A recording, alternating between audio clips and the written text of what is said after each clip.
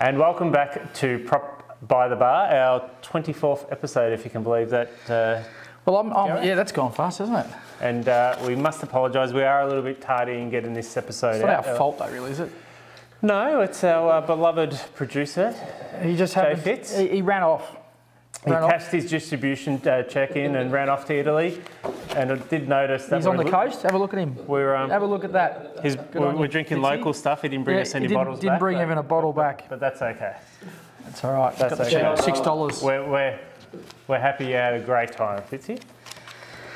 Market. Well, it's been there's a lot going on. There's a lot of people talking about what's going on. We've had the UDIA have their conference in Geelong. The API have a conference in Geelong. The Committee for Geelong launched the Committee for Geelong map. Yep. We've got the KPMG. What do they do? They did their Future Geelong thing as well. Yep. There's the API Future Geelong thing. And the Chamber had an infrastructure thing too. Yep. So in the last month, I think I've been to, it's probably 5 or 6 different launches or conferences talking about Future Geelong. So what's it all mean? They're all saying the same thing, I'll be quite honest. Yeah. But it's interesting stuff because they're trying to compare Geelong's growth with places like Detroit. Right, and what happened with Detroit. But I think some of the stuff they're failing to see is that we've got much more onerous restrictions on than what Detroit had in heights and restrictions and things like that. But Detroit, a similar city that was also a car manufacturing base, is now a hub of new infrastructure and modern businesses and smart tech and stuff like that. And everybody's sort of predicting that that's the future for Geelong, on top of fast growth of population, which will increase, CBD. People living in the CBD, and so they're expecting that will then obviously flow onto other things like the viability of the convention centre and all the other buildings that are coming up out of the ground. I think we've got 8 apartments that are actually turning soil or about to turn soil, which equates to about 560 odd apartments just within the Geelong CBD area. It's a far cry from the 16,000 they want in population in the CBD in a short amount of time. Well, 568 apartments, if you work on the national average for dwellings, it's 2.4 people per apartment, but a lot of these are 1-bedroom apartments, so you're not even going to get that. So maybe we get 1,000, 1,200 people extra in the CBD over these 560 apartments that have taken 3 to 4 years to get out of the ground. So I don't think we're going to get to 10,000 in 10 years or 16,000, which has been quoted. So we're still a fair way short. So the 3 years that it took them to get the framework out did wonders. Did great wonders. Restricted lots of development, which is exactly what they wanted. And otherwise, the market's tracking, I would say. What are you saying? How is the auctions and sales going? Choppy. Choppy. Yeah. That's to be technical, but look, I think there's no real pattern. I think days on market right across the 12 months have been on the rise. Yep. Up to an average of about 45 days or something at the moment. Yeah. So and it's suburb dependent, but you are about the 40, 45 days, which during the peak of the COVID, I think you would. It was 2 days. Yeah. It was about 4.5 minutes, really. Yeah. So look, a lot of things are getting passed in, but selling fairly quickly after. Are you finding vendors adjusting, or is it? Yeah. Look, I think there's enough market intel that's been saturated, particularly through the media, because they love the good news stories. They love a good news story. That I think people are educated in terms of where things are at, and some of the stats here. If I can just, City Greater Geelong last quarter, so to the end of September, the median price was 730, where the same time last year it was 795, so a decrease of 65,000. It's a bit of a fall off, but it's not substantial, no, less than 10% there. We had 30-40% increase in that 12 months. And Metro's been similar as well. Yeah, and the core logic stats and the prop check stats, they all say that we've come around. We've actually gone through that next cycle. So we've hit the bottom. We're coming back around. We're starting to see price growth again. And so when you go year to year, you've got the decrease. But we've had that most of that decrease, I believe, was felt in the first part of the year. And now, in the last 3 or 4 months, we've started to see that prices come back around again and start to improve. But Resi's continuing to tick quite nicely. I'm sure you're seeing that. Just days on market. Days on market. And stock stock We levels. would have thought, we expected days on market to blow out a fair bit. We thought that maybe some oversupply issues might happen in spring, summer. And I don't think we've really seen that. I don't think listing numbers have really been anywhere near as strong as we thought they might be. So I think that's helping keep prices. Yeah, and commercially it's all, the owner-occupier space is still fairly solid. It's the investment stock that I guess is where, you know, the investor v vendor equation is starting to level out. I think that yield is starting to creep up. We're seeing oversupply in some certain markets, certainly in the industrial sheds, those small 100 square metre, 150 square metre industrial sheds. We've had hundreds of them built around Geelong in the last 12, 18 months and sold through and settled. Which I've never sold so much industrial stock in a but we don't have the tenants to fill them. Yeah. We just don't have the small businesses or the tenants to fill them. So there is, in one developer I know there's about 20 vacancies just in one development out of 28. So there's strong vacancy rates, high vacancy rates in those industrial sheds in some of those new developments. They're taking a long time to get their first tenants in there and to get things happening with them. So I think those industrial sheds, those small industrial sheds, have had their run in some respects. I think they've had a bull market, haven't they? Industrial's had a really bull market. Well, I think what the problem with that too is 12 months ago when some of this stock was selling at 3 to 4%. It was far more advantageous to go and buy one than to rent it. Yeah. Now with interest rates, the equation's changed. Absolutely. So, you know, in terms of where you can lease one, rather than service one, you know, it's been flipped on its head. So we've actually seen that the leasing market, from what we've seen, has really bounced back strong across the board, not just industrial, but in terms of, you know, office is still getting increased rents. We're certainly getting increased rents. We've just got a lot of vacancies in those industrial sheds, and we've still got vacancies in some retail inner Geelong, but out of Geelong retail, you talk at Pakenham Street, Newtown, $1,000 a square metre, record high rents. So consistent rent growth across nearly all sectors, except within these areas that had bull runs. Yep. So I think we both sat in the Westpac Chamber breakfast with Bill Evans in September, I think it was, where he said, I'm confident, and he said it a few times, I'm confident that interest rates are done. No more increases. That's it, Bill, you're not coming back. Yeah. Enough. So we've had one this month, a potential one December, and they're even talking another one Feb. Yeah, I don't think, I'll be surprised if they do another one in Feb. There's enough statistics, I think, around the world to show that things are coming off. I look at some of the commodity statistics, and the commodities, especially for a lot of the local produce, we're talking protein, we're talking wheat, we're talking barley, all those sort of stuff that comes out of this region, and that's been at record lows. Like we've had lows, and that's. But in the last few weeks, or last few days, we've seen a start to a recovery of some of those low commodities. But when you, and I think that talks about, you know, bigger macro markets and things, but I think that there's enough evidence out there that they should probably just leave them where they are for a bit. Yeah. And the other thing that's probably not helping us is unemployment rate. It's only come up by 0.2%, so it's at 3.7%. Yeah, for the one statistic that really surprised me was retail spending was up. Yeah, consumer confidence. We're going into Christmas. Yeah. People are buying Christmas presents, and it was Black Friday sales. That's why I reckon we'll get another one in December. I bought my kids some Black Friday sales for presents. So it's your fault. Yeah. Yeah, I'm not telling them what it is. But, yeah, my fault. No, I think I'll say right now, I think the bull run of industrial is coming to an end. I think rentals on... Do you think that's short-lived? Across the board are still going to continue to grow. Short-lived though? Like, I think we've seen the population being pushed into this region. All right, so they're not building more industrial land. I think the bigger industrial stuff has a fair bit to go. I think we haven't got it. City Grade Geelong need to rezone more land industrial yesterday, and from my mind, that land that's more of a state government, near Geelong Grammar, state government, if they're watching this, like up near Geelong Grammar, those areas closer to Avalon need to be rezoned, because how does Geelong service the opportunities that are going to come out of the Land 400 project if we don't have enough industrial land to service it? So I think there's a lack of industrial land, which is going to continue to grow industrial land a little bit. I just think that the run of those jumps has stopped. We've had big jumps. I think that might come to an end. And I think that the small industrial sheds have had their day for a bit. I think they're going to ease. All right, it's enough hate on industrial from you for one day.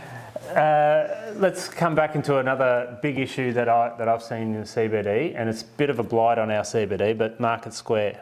So tonight, Council are going to release their findings or their report or recommendations. I think on this show 6 months ago we said bulldoze the damn thing. Yeah. I think I wrote in the Times article, bulldoze the damn thing. There needs to be a connection in this town between the convention centre that they're building and the rest of town. If they go out and the council's about to release a plan to give it 3 different options to the developers, they're putting the problem back on the developers. The developers don't give a shit.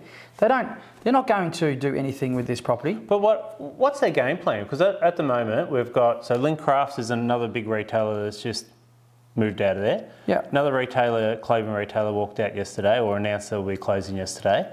Cotton On's gone. Yeah, that was the key tenant of the whole thing. Long gone, so they moved all their brands out of there. If you walk through Market Square today, it's all... The only reason to go is the JB Hi-Fi or the cheap undies joint next door. Yep. That's about it. Anyway, but it's all boarded up, so they must have a plan for it. I don't think they do. I think that they're owned by, as my understanding is, it's owned by quite a large fund, an overseas fund, and they've probably got multiple properties, hundreds of properties in their portfolio. This would serve as just as one of them, and they would probably, from what you see how they operate in other areas, these sort of funds, is they don't mind. They'll just tenant it and re-tenant it. They'll use probably an out of town agent that they use for their other stuff, and they'll just keep trying to re-tenant it and let it sit there and dwindle. I don't think they're going to invest anything into it. What's the upside for them to invest into it? Well, get some tenants maybe? It's a long-term play for them. Why would they need to? They can get some tenants, then they'll get an uplift. But that doesn't mean they're going to do anything with the building. My suggestion is the council just stop mucking around, the state government stop mucking around, buy the damn thing, knock it over and turn it into a city heart. Make it a Fed Square for Geelong, an area where we can have gatherings, where we can have a stage for performances to connect to GPAC, where you could have a big screen to watch the grand final when Geelong make every flag for the next 10 years. You know, we could have, it would give exposure to 3 major retail streets and it connects the convention centre and Westfield with the Lt Malop Street strips and the hospitality, which then connects through to your arts precincts. It makes a lot of sense for the rest of Geelong to bulldoze the damn thing, call it the city heart, knock it over. A piazza. Piazza. Geelong wouldn't know all about piazzas. He goes to Italy once, look at him. Yeah. Well, we're going on about piazzas, Mike. Yeah. Where's the Commonwealth Games money? Like, where's the cash, Dan? Where's the cash? Where's the money, Dan? Well, Alan. Or Jacinta now? Yeah. Jacinta, what have you done with it? Because we need to hear. What I hear on the grapevine is work has stopped out at Armstrong's Creek, and that government officials that were working on those projects have been moved to alternative projects and are no longer doing the planning out there. So does that mean that's off? They've already cancelled the rail money, the rail project for the fast rail. Yep. That was officially canned last week. Yeah. So state government pulling out of Geelong, is that what's going on? Where's the money? Well, I think we have to hold into account. We'll be the voice of the Com Games money. Why not? Where is it? How much is it? There's got to be, was it $1 billion? $500 million? There was quite a bit. No, I think it was a couple billion in terms of promised infrastructure spend. We're going to come back to you with the exact amount per project next episode, and we're going to keep drilling into them. We need to see this money spent where it was going to be spent. There's a lot. It wasn't just on Legacy Stadium. It's like those things were going to be like our gymnastics stadium was going to be converted into basketball stadiums. How bad is the basketball? There is so many kids for basketball. We have not enough courts for them. You go anywhere on a Saturday to every basketball stadium, and there's kids on top of kids. We need more stadiums for this sport. It's a great sport. It's getting kids up and about. There's more people that go through the AWA stadium in a week than would go through the football stadium when the football's on. MCG probably. Yeah. The Lara Basketball Club, I think they've got plans for a stadium at Beckley Park. They just need the funding. I don't think it's a hell of a lot. They've got the land for free from the Beckley Park Trust. They just need the funding to build the stadium. So there's some money where they could spend. That'd be a great spend. That'd be great for the whole of the northern. Should we have a segment, Money Watch? Money Watch. Funding Watch. Where's it gone, Danny? Funny Watch. I think it's on the golf course. No, we didn't get that. No. Portsy didn't want him there either. Yeah. Wonder if he'll have an application to the Bowen Heads Golf club. I better not comment on that one. Any notable sales? There's a couple of notable upcoming properties. Stinton Avenue in Newtown, there's a really nice property there, being offered for sale, beautiful. There's not a lot of properties over 2 million in Geelong, there's only 2 or 3. Down the coast, saturated. Yeah. Saturated. So these holiday houses that aren't being used anymore? Or? It's the same as 2008, 2009, the GFC. Do you remember how many properties came on the market down the coast? They were just boards in every street. Well, people buying them sight unseen over COVID, weren't they? They were, and I think they thought they could hybrid work forever from the coast, and I think that might be coming to an end. So it's I see that there's quite a few government authorities and large multi-corporations have told their employees that as of next year they're back full time. So maybe that'll have an impact on the coast. But yeah, there's big numbers down the coast. I think there's some big losses down the coast in some properties that are sold, but they were bought over the COVID period for big numbers and not being able to replicate that again. But yeah, it's interesting. There's a fair bit of money down there sitting there. But that's going to be the place, isn't it? So otherwise, there's not much going on really, other than the run of the day. It's a normal market, but there's nothing real notable on the market in terms of... There has been the launch of the buildings. Cunningham Place, that was launched in the last couple of weeks. Looks good. Looks great. The market looks fantastic. And I hear that they've sold one apartment for 5.4 million, another apartment for 4.8 or something like that. So big prices. That's big prices. That's over $20,000 a square metre.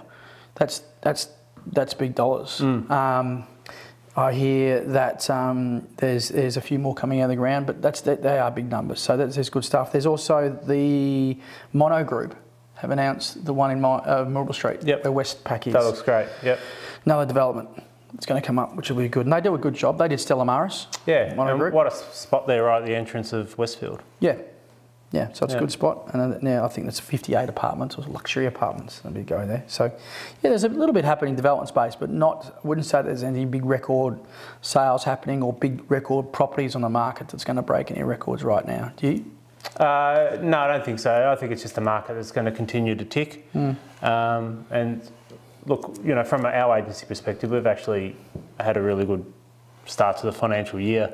It's just whether that continues and whether there's the stock that continues next year as well. So but interest rates are going to define what happens over the next little bit, but... they won't. No, I think we're done. I don't think interest rates are going to make much of a difference on anything now. I think if they go up 1 or 2, it's not going to make any difference. Okay, Bill.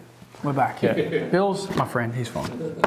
All right, well, we might get into our interview, which I actually got the sack from. It's good you're back, actually. I should have said that at the start. It's good to have you back. Well, I was missing from the interview. So fresh. You left me to it by myself. So you're going to enjoy this interview with Gareth on his own, but our good friends down at the Eureka. Yep, Eureka. Tom Ward and Ian Nichols. They're not just Eureka, they've got the Queen's Head, they've got Murphy's, they've got Eureka, they've got another exciting thing happening on Malop Street, which we'll tell you about, and we've got a really exciting rooftop bar that we're going to tell you about in this next interview. Everyone was nervous for me to leave you by yourself, but anyway, enjoy the interview. These guys are... These guys are literally taking it to Geelong hospitality-wise. They are bringing it, and it's exciting. It's great to watch. I hope everybody enjoys it.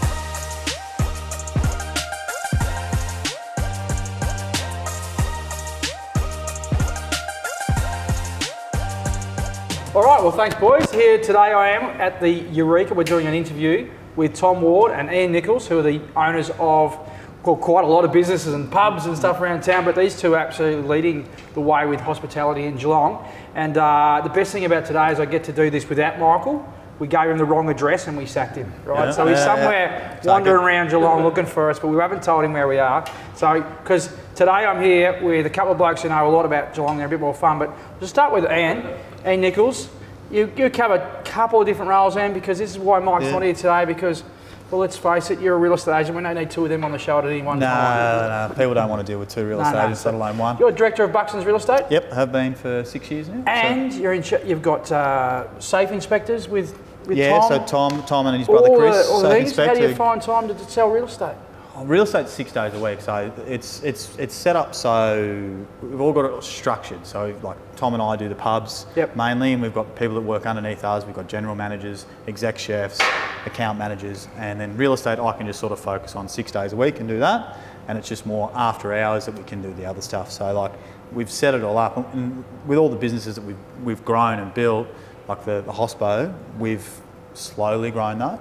So it didn't just happen that all of a sudden we had 5 different venues. It slowly came from one. We learnt that way, how to work it, and then we built it up and went from there. So you blokes work real hard. Like you've got stuff going on your own days, Monday to Friday. Then you've got stuff going on after hours, and you're running multiple businesses. You're real go-getters.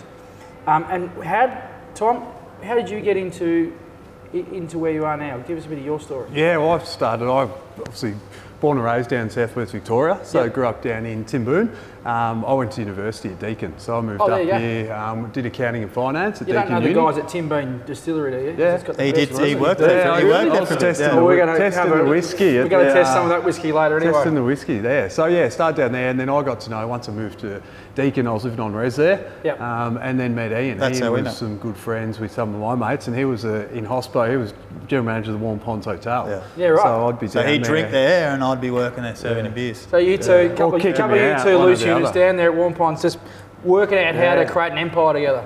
No, that came on his 30th birthday in Bali. Bali?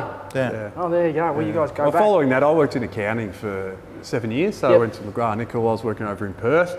Wanted to get qualified accountant? Yeah, chartered accountant. There you go. Wanted to get back to Victoria. To either come back and slave away and work in an accounting firm or in a business, which I always wanted to venture out and dip my toe in the water of a small business. So well, it makes a lot of sense, you know, because pubs is all about numbers and accounts. You've got the Irish Murphys, which is where I've got to know you guys with that magnificent renovation and the second story extension that you did there in 2016. No, I bought it in 2016 and pretty well 2018 we did the reno. Yeah, that's come up a dream. And it was originally Irish Murphys, and we converted it to Murphys. To Murphys, that's when we converted it to the new one. Yeah, and prior to that was the Argyle Hotel. Well, when we originally bought it, and with all our venues, we always have the intention to bring it back to what they used to be. So we bought it with the plan to bring it back to Argyle Hotel. Yeah. But when we took it to Irish Murphys, it sort of had fair bit of presence with that, so we went with that. It's got some old history, the old Argyle Hotel. It was the place where the Geelong Football Club was founded. They used to play on the Argyle football ground, which was at the back of that, next to the Argyle Square. So there was a lot of stuff happening around Geelong West. You wouldn't think, looking at Geelong West now, that there was a football ground there. Right behind it. And the reason they were kicked out is they didn't pay their rates. Come down and cut the goalposts. He ploughed up the paddock. So they couldn't have to move to Corio Oval. So there you go. But they'd play. We'll have warning Geelong Football Club. If you don't pay your rent, we'll kick you out of Simmons. We'll just plough it up. They'd play a game, come in at half time, have a full roast meal and drink beers, and then go out and play the second half. Did you know there's a ghost upstairs at the Argyle? Did you come across the ghost upstairs? Well, I lived up there for 9 months. Did you? Front Did you ever see her? I didn't come across Mary, but is it Mary? Mary. Was she strangled? Is that the story? Yeah, well, apparently she was in a fit of passion. She was apparently strangled, and apparently it was called the Strangler's Arms there for a while. It was, that's right. We'll keep it to Murphy's, I think. Murphy's. I think that name's more apt. Yeah. So look, that renovation there transformed that pub, wasn't it? So you basically leased a pub at the time that wasn't running that well. It was a one-storey pub, like so. Had your ground floor. When we purchased Gin and Co, that's right. And you had your ground floor bar there, and you had a restaurant, and that's about it. But upstairs was just all rooms and things, wasn't it? It was backpackers. Yeah, backpackers. So we ran it as backpackers for a little bit. Yep. And then you activated that area. So you went upstairs, you cut it out, and you made that beautiful deck up there with bar. Yeah, we sat there for we got to know the pub. So we obviously, a lot of people walking in didn't realise it's like perched up on the hill. So the view was magnificent. So as soon as we got it, we could see the opportunity there. Obviously, small business, getting it going, a few runs on the board and get it trading. So we did that for 2 years while in the background planning how we do it, how we execute it. So we went in and bought it. So we got it for nothing. It was basically the business wasn't going very well. It was just basically get out. So we put in, like I said, I think we bought it for $70,000 and we pitched in. So one of the things I want to explain to viewers is pubs are made up of a going concern business. They're made up of multiple interests. So you got your freehold interest, which is your land and buildings, your leasehold interest, which is the business, and all the improvements and fittings inside. That's our asset. The square walls, and that's your asset. So what you guys do with inside pubs is very different to how a lot of other businesses operate, in that you trade and have the value in the leasehold component, not so much in the freehold. And your focus is all about driving the revenue up by doing those great improvements and making the pubs, trade well, that just increases your leasehold at a multiple. So, correct. So, it's a pretty cool calculation when you understand how it works. The others. And then you roll into the next one, which brings us to Queen of the West, formerly Barking Dog. Well, yeah, Queen is the West, the next one we settled on, but we actually purchased the Eureka first. But we settled on, in the middle of the period of that settlement, we went and bought Queen of the West or the Barking Dog. Barking Dog at the time. Yeah. And I think you've still got a fair bit to go with what you're planning on doing there. Yeah, well, we jumped into it, and like all our renos, we go pretty hard, pretty hammer and tong, and we went in there and we renoed the front bar in 3 weeks.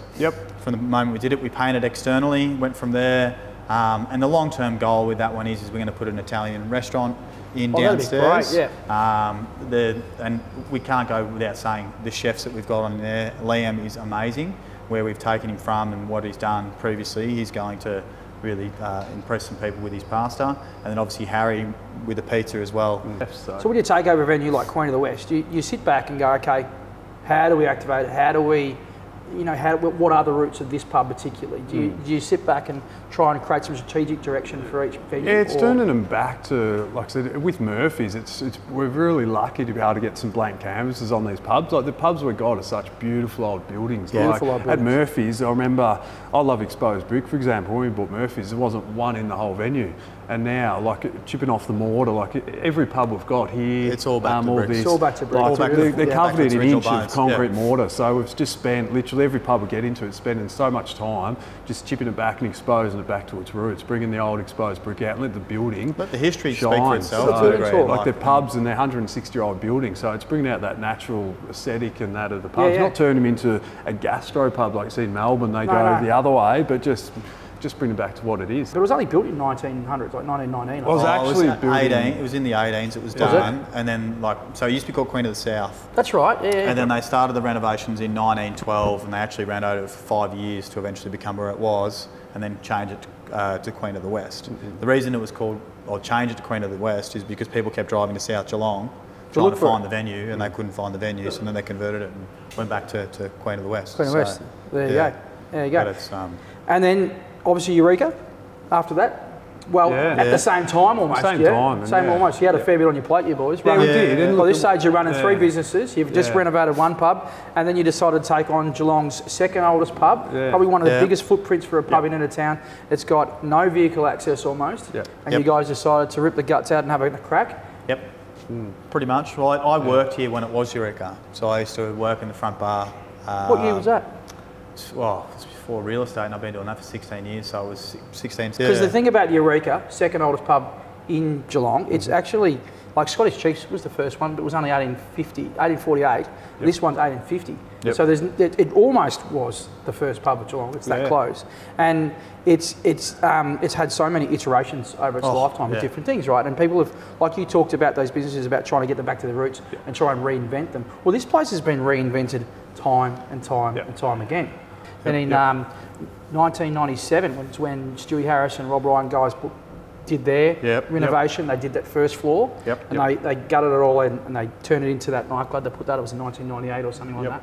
I can tell you some stories about those days. They were, I think we've all got stories for this venue. Interesting. But there's, I saw In Excess here, AC/DC, some massive bands played here, and there was some, some Cold Chisel was here as nights, well. Cold Chisel, So it's been an iconic band venue. Well, that's what we want to bring it back to. Like, the hard thing for us is we were renovating a pub, we bought it, and we did it in 3 months, and you try and sell a venue to bands that are coming when it's under construction. So now we've booked in some big groups, but 2024 for us will be the year that we can actually bring big bands back. Like I said, we've got D&B sound system, probably the best speakers in the world you can buy, the lights, the audio, and we'll just start building these bands up. Like I said, to give you an idea of that sound system, that speaker, they're the same ones I use at Glastonbury Music Festival. So it's quality. So I just got only one question. How much did Johnny Helmer have to bend your arm to be the first act here? A couple of bowls of local red. We're excited to get Johnny on. His band Greenhouse, like they actually they played here back in the 90s and that as well. So when he approached us to get it going, it was probably about 2 weeks before we thought we'd have the renos finished. But tradies, we run a tight time frame, so I said, bugger it, we're going to do it, and I'd rather have a deadline, so we booked it in and got it done and said, guys, we have to have it done. And they were great, they were brilliant. They were absolutely brilliant. It was a great day. But it's also about supporting locals. Yeah. Like, Johnny's across the road. Yeah, absolutely. Is he a competitor? Nah, it complements. It complements the area. That's one thing about this strip. Yeah. Nearly everything complements. Yeah, it's a great little family. And I think this is going to be the jewel of the strip, though. But, you know, until your next one. Yeah, the next one. Which is what it's going to be called, Propeller Island. Yeah, so we've got Propeller Island, and then downstairs will be called All Day. So tell the viewers where Propeller Island is, what it looks like. Give us a rundown. Yep. So yeah, corner of James Street and Little Ryrie Street. Oh, Little Malop. Little Malop. Sorry. Corner of James so and Little we Malop, secured. We've been working with. Glad he knows where it is. Bill and Paul. Opposite Bar there and Coffee Cartel. Opposite Bees Bar, it's there the hoarding up. But we've been working with Bill and Paul for this for probably 2 years now. So I remember we were just having coffee with Paul and we saw the old Barwon books and looking at it. And this was before we had Eureka. Because we tried to get into... We missed Eureka the first time we went for sale. Right. But we tried to get into Little Malop Street, like probably going back 5 years. There was a little basement out the back where Dribbles was. Yeah. And we approached Bill about a little dive bar. Like, could we get this and put something in there? We just wanted to get in the strip. And Bill knocked us back and I thought, shit, buddy, we're probably never going to get in here now. He knocks us back. So after that, speaking with Paul, like I said, we saw the Barwon books. We were lucky there's no one in there, and the Ryrie office sales. And we thought, shit, can we put a rooftop on this thing? And Paul was like, I reckon we could, and put a little rooftop. And then we thought, well, if we're doing that, we'll might as well put on the second floor. Yep. Makes sense. Nothing going on underneath it will grab that as well. So that's just grown and grown. So that's going to be the pretty vision cool. for It's going to be a very big bar. What's it going to be? A big bar or cocktail bar? So downstairs will be a cafe, which will be it's called All Day. So it'll start at 6 a.m. Oh yeah. And we'll license till 1 a.m. That's more like my time. Yeah. So we'll do all day on your sort of your later on the weekend. Midweek it'll be a cafe. Yep. So it'll be really good in that way. And then the next two levels that'll run till obviously a lot later, but. The thing we haven't spoke about is who's designed it for us. Yeah. So it just turns out that I happen to know Steve from Techni, who did, they've done the SP, they've done Garden State, they've done CBD Hotel. They're well known, some of the best hospo places in Australia. So we've taken them on board, and they've actually helped us here with Eureka as well. But from ground zero right up to level 3, we've been working with them to design it. So we're pretty excited to say that it will be Geelong's best hospitality venue. It's going to be amazing with how it's going to be fitted out. Yeah, so the middle level will be a bar and the top level will be a high-end cocktail bar. And the works are underway right now for that? Yeah, under construction. Yeah, excellent. You've got stuff in the pipeline as well. Tell us about Annabelle's gift. Yeah, we just signed the leases for that one today, actually. Yeah. Really? Yeah. And where is it? Oh, it's literally, I could point to it. Just there, across the road. So right in the laneway. Yep. What's that laneway called? Shorts Plates. Shorts Plates, that's right. Opposite Eureka Hotel. And what are we going to do in there? Yeah, weddings and events. We used it it's an incredible opportunity. A big part of our hospitality business is obviously based around functions. Yep. So now it's a bit better having more venues with the ability to get more inquiries, push people around. So we were using it as a storage space during the construction here, and like I said, we'll go in there for a look, but we're sitting in there one day, we're just like, this is got great ceilings. It's a beautiful building. It's an old drapery. 1850 building, double story, but it's got no level 1. So it's got like 20-metre ceilings. It was old drapery, so it's beautiful timber work.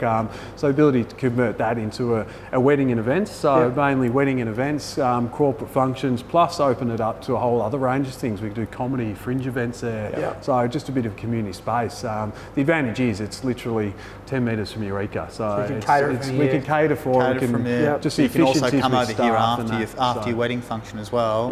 Like there's so many wedding functions down in the Ballerine where you go down there and then you're trapped down there, or you can't get anywhere, or by the time you come to town you're too tired.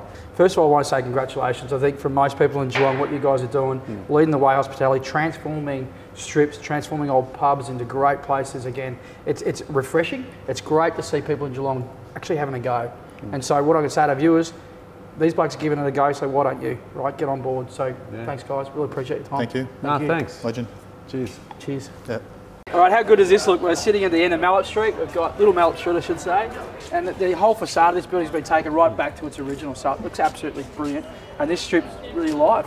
It is. It's pretty exciting. Can we walk through and have a look? Go for it. Come through.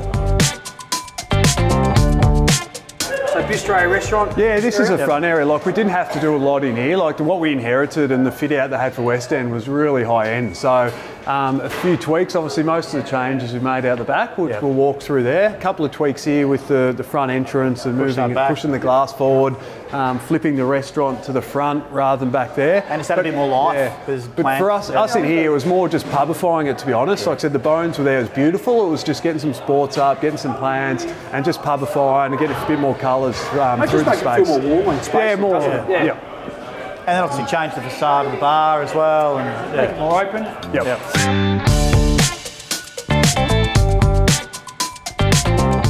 The first thing we did was, as we said before, chip a bit of brick off. So chip the mortar off, expose all the brick, and throw this chimney, big fireplace in there as well. And these the original West End, it finished here, didn't it? It did. That was a wall. Oh, yeah. That was a wall. So we knocked that through. Yep. We opened up this. How good does this look? Get that on camera. Yeah. So we didn't want to feel like run the floorboards right through, so it feels like not two venues, but go in here. That floor wasn't even, was it? It was all over the place, wasn't it? No, that was old soggy dance floor which had been rained through on the roof, so we had to strip it all back and then grind the concrete, then lay more concrete, and then lay the floor. Yeah, perfect. So excellent. And the old bar, that bar was there? No, it was further back. So we brought it back, and then behind that we've extended the kitchen area, so it can go in through there as well. Perfect. Yeah. What's the capacity for the band capacity? Yeah, so would fit a good 700-800 through here. So when we do the big bands, obviously got the full stage and everything. The VIP area is up there, and then obviously push right back through to the front of the pub. So good 700-800 people will fit in for bands. And how do you get your name on the VIP list, boys? It's about who you know. Yeah. And like that back wall there, that lifts up. That's retractable. We've got the side wall here that lifts up as well, and retractable roofs. So it's an all year round venue. So yeah, it's pretty cool, isn't it? Yeah. It's come up real cool. It's just taking it back to its timber trims and plenty of timber and like we said, through here it was just, that's the original brick, but bricks straight away, exposed all these bricks. But you were talking about how many changes you've seen over the years. You can see there's 3 different bricks here. Oh yeah. So it just keeps changing. Yeah, that's just a sign right there of how many times it's been changed. That would have been the 80s brick, I reckon, from the 80s, and then there's the add-on after that. Then different one at the top. Then the garden bar. Yeah, garden bar. This is the old. Old sports bar, smoking area. So for us, like I say, just strip it back, and obviously a bit more Friday afternoon cocktails and that out here. Really good function space, bookable space. So when I was working, this is where Danny Burton liked to hang out with Eddie McGuire. They stand over there with barrel chests out. Right, and they smoke about 10 darts. Well, they when we first got it, when they still had the Lingy pictures up on the wall. Yeah, all the Gary Ablets and all that over the wall. So they all went down. Yeah, it was brilliant. It was actually a lot of fun. So we'll head on upstairs and have a sneaky peek. How good is this? This has come up absolutely amazing. The peach. That's sensational. So most of this was here, or structurally wise. Structurally wise, like you said, it's covered in a foot of pigeon shit, so we cleaned all that out, and then just a bit of cosmetic changes and redid it. So. We expanded on the back deck here and made it more of a sort of a function space. So because that was just a small little area there. But so obviously smoke and outdoor area for the nightclub, and then private function space as well. So really good function space. Yeah, it's amazing. And the greenery just opens it up. You just got to do it. So good. And the last time I came in here, this was painted black and it had big strips. Our mate Darren put them all, painted it all up, but. Obviously it lights up. We haven't got the lights on now. What do you call that? So that's a patina. There's 8 different layers on that. 8 different layers. Yeah. So we want, come up sensational. This is a nightclub area, but we want to be a pretty cool space in its own right. So be able to have weddings, functions up here. So Scanlon Painters and Co. The girls from Melbourne. So literally 8 layers of plaster and paint, and off they went. The texture's awesome. Yeah, it is. And there's still a little bit where we want to finish up here, and we'll show you the VIP area, but we want to do booths in there so we can do bottle service. It feels like a bigger space when it's not painted black, doesn't it? It just opens it up. Yep. And the bar, much changed? Was that easy? No, that was all there. Floor plan was the same. It was more just, like I said, the walls and getting that ready to furniture. And then through space up here. So. And then we got the Yeah, so this is VIP where we'll area. start doing a bit, not at the moment, but we'll start doing a bit of bottle service and bookings and all that here. So this is where we're going to build the booths in. Yeah. Yeah, right in here, boots. So booths in here and it'll be bottle service. So you can sit in down and obviously right. look at your bands down over there or your DJs at the top. Yeah, this was plastered over, so we smashed this back open and the VIP Some glass. Put some glass in there. balcony for the band area. Watch out here. Yep, that'll stick up in there. That's awesome. It'll be pretty good for British India up here, I reckon. Yeah, I reckon I might have to twist some arms. I reckon. Absolutely. How cool. Yep. How cool. Well, boys, just awesome. What can I say? Thank you. Well done, guys. You No, should be thank really you. proud. Yeah, no, it's come up amazing. We definitely are. Yeah, we're excited about what it has and the future. Yeah. Well, boys, Thanks, that mate. was awesome. Thanks for the tour. And, mate, you guys have done thank such a you. great job. You should be so proud. And all we need now is Geelong to get behind them because these boys just put it out there, so why not? Well done. I'm so proud of you boys. No, thanks, thank mate. you. Thank Thank you you. for everything. So come on down.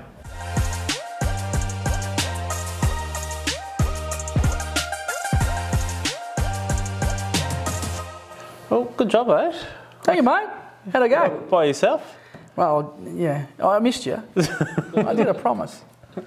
Well, anyway, we'd like to thank the boys down at Eureka, Ian and Tom, and what a fantastic job they've done. They've got a few. You're lucky still. Ian was begging for your job. Like, he was putting a very good resume there. Yeah, he wanted to work with you, did he? He did want to work with me, which is unique. It is unique. But anyway, I want to thank those boys for the time, and you guys are doing a stellar job, and we're looking forward to a couple of new venues on the horizon as well. Yeah, so, and boys, don't forget VIP lounge access passes, please, as promised. Well, the usual thanks go out to our guests, Chris behind the camera. Welcome back from Italy, Johnny, and we will be back for a December episode, rest assured. Am I dressing up as Santa again? Hope not, but we couldn't stop you last time, so there's probably no stopping you this Budgie time. smugglers. But anyway, if you want to hear from us, don't forget to hit subscribe. Otherwise, we will see you next month.